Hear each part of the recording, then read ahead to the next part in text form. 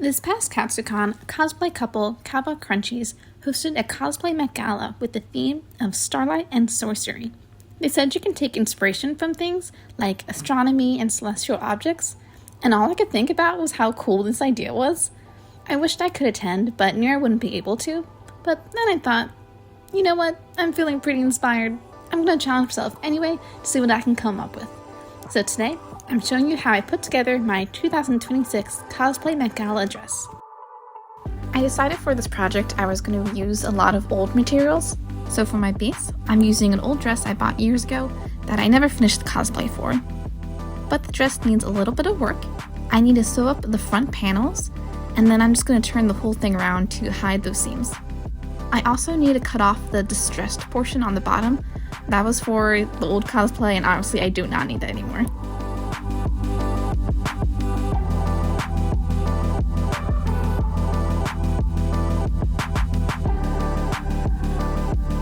For the upper portion of my dress, I'm also using a piece that I'm recycling from an older cosplay. This also needs a little bit of a fix. At the top, some of the fabric is flapping around a bit, so I'm folding it over and then sewing that down by hand. For the bottom portion of the dress, at this point, I had a general idea of what I wanted, but I still wasn't entirely sure. So to figure that out, I took some spare cheap fabric and draped that around myself. I think this is fun to do with this method, especially when, I did not feel like doing a full-on mock-up or pattern, so in some cases you can get away with it with just draping it on yourself. Once I was done with that, I cut it out and used that as a reference pattern for my good fabric. Now there were a couple creases on the pleather fabric, so one thing to note, when you're ironing pleather, you have to be careful because it does have a risk of burning it. To prevent a disaster like that, I take the fabric and I put the shiny pleather side facing down, and then I take a piece of parchment, put that on top, and make sure that my iron setting is on a very low setting.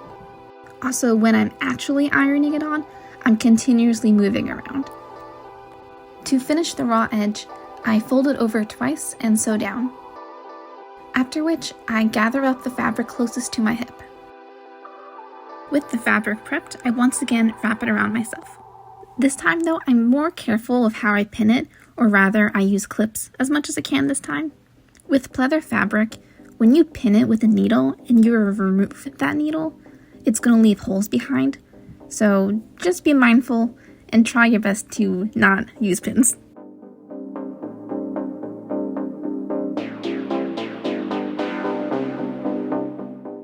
Okay, so here is attached. I took some footage of me sewing it together, but you couldn't really see, so I figured I'd just talk over now. So after I pinned it together, I flipped the whole thing inside out and held the two pieces together.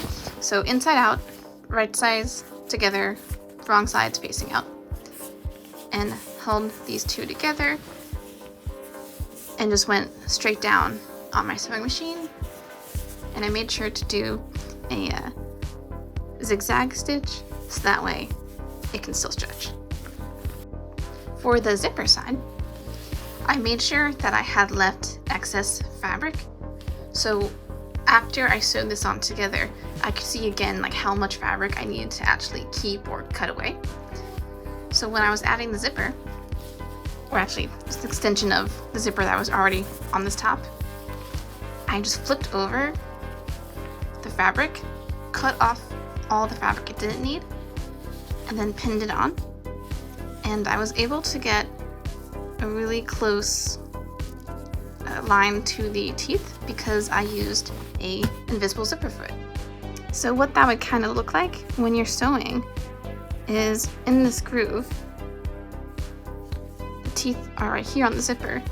So that's going to be caught on this side, and it's going to be facing that away so that my zipper, when my needle is going down, it's going right into fabric and not hitting anything. And that's how you can get really close, and you want it to be really close so that when you actually zip it up, it looks like that invisible bit how the zipper is hidden.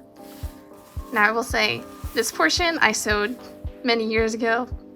I don't know what's going on with that, but you really want it to look like something like this, where it really is invisible. For the veil, I repurposed sheer fabric off of an old skirt, and I gather up the portion that would have been the waist seam. I gather it into a smaller circle so that circle can fit on top of my head. For the white layer, I repurposed some fabric pieces that had previously cut out for a different project that I just ended up not doing, which worked out because I had cut it out with a curve. So in this case, when I sewed it together, it created the perfect hood shape. I pinned both layers together while it's on a wig head so I can see exactly how it's going to drape. And then I just mark where it needs to be shorter or pulled in and cut off any excess white fabric, and then I sew it directly onto the black fabric. To make a quick pattern I could use for the mask, I bunch up aluminum foil and put that on the wig head. I cover it with cling wrap so that I can tape it up and draw the shape on. I transfer those tape pieces onto EVA foam and cut it out. I try my best to cut the edges out at an angle, that way it removes some of the bulk, so when I hot glue the pieces together, it automatically starts to make a curve to make it shape around my face. Though if you do forget, you can just use scissors to cut off that bulk.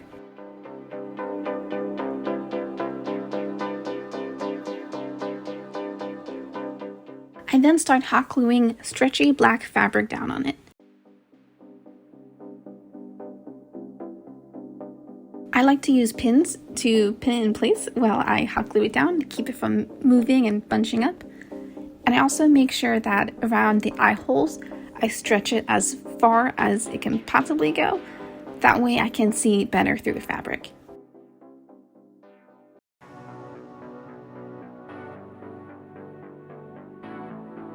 The strap is made of a strip of the same stretchy black fabric that's just hot glued into place. To keep the veil from sliding off my head, I attached it to the mask with just a little piece of elastic that's just sewed on to each end. Being inspired by the theme, I definitely wanted the zodiacs somewhere on this, so I cut out the zodiac constellation patterns from the gold fabric and hot glued that around the veil.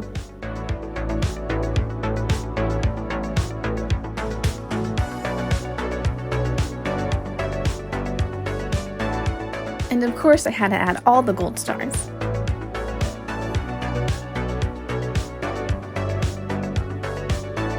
And with that, here is the final look.